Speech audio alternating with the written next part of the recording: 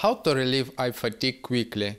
First, the most comfortable way is to close your eyes for 5 to 10 seconds and feel how slight burning from the eyes goes away.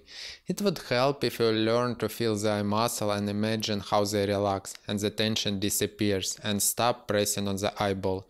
It's like taking tension off the strings of a guitar. It comes with experience if you do exercises for a light stretching of the eye muscles.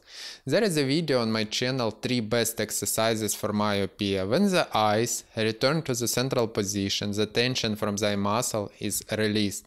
Second, we do a soft warm-up with the neck. First, we tilt our heads to the right, to the left, forward, backwards, and circular rotation.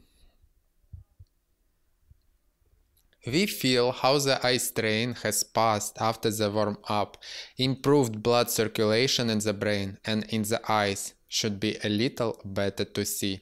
Third, the most effective way to lay down on the bed and turn on meditation to relax the muscle of the face is on my channel, to relax and sleep for 30 minutes. If you want a more in-depth, step-by-step proven course to improve your eyesight naturally, to get rid of myopia or astigmatism, join Eyesight Academy course. The link will be in the description below.